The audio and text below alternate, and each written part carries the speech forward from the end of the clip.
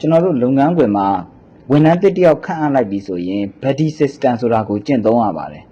buddy system ဆိုတာကတော့အဖွဲ့အစည်းတစ်ခုမှာပေါ့အတွေ့အကြုံရှိတဲ့သူဒါမှမဟုတ်ရင်ဝါရင်ဝန်ထမ်းတစ်ဦးကိုအသစ်ဝင်လာတဲ့ဝန်ထမ်း new hire တစ်ဦးနဲ့တွဲဖက်ပြီးတော့ pair up လုပ်ပေးလိုက်ခြင်းကိုခေါ်ပါတယ်ရိုးရှင်းစွာပြောရမယ်ဆိုရင်တော့ဝန်ထမ်းအသစ်အတွက်လုပ်ငန်းခွင်အတွင်းမှာလမ်းပြပေးမယ်မိတ်ဆွေသို့မဟုတ်အဖော်တဦးကိုသတ်မှတ်ပေးလိုက်ခြင်းပဲဖြစ်ပါတယ်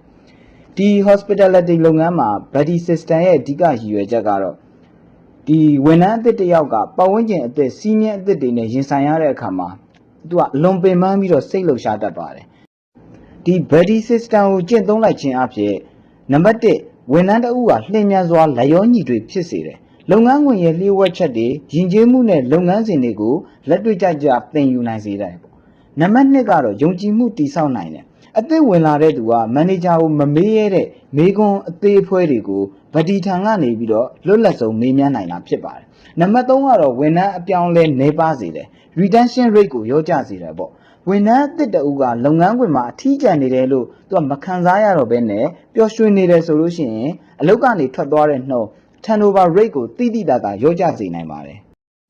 ဒါပေမဲ့အဓိကသိတဲ့နာကတော့ဗဒီတဦးဆိုတာ supervisor ဒါမှမဟုတ်ရင် trainer တယောက်မဟုတ်ပါဘူးသူ့ရဲ့အဓိကတာဝန်တွေကတော့နံပါတ်1လမ်းညွှန်ပေးတဲ့နေရာမှာဥပမာကန်တင်းဘယ်မှာလဲ uniform ကဘယ်လိုဝတ်ရတာလဲအရေးကြီးတဲ့အဆက်အသွယ် contact တွေကဘယ်သူတွေလဲစတဲ့အသေးဖွဲတွေကိုပဲပြောပြစေရတာဖြစ်ပါတယ်နံပါတ်2ကစိတ်သက်မြင့်တင်ပေးစေရတယ်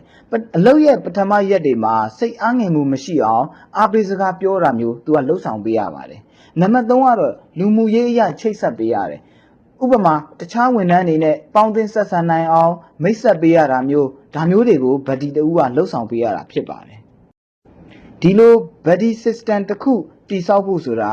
buddy system ကို running လုပ်မဲ့လူရွေးချယ်ဖို့အရေးကြီးလိုပါတယ်ဥပမာ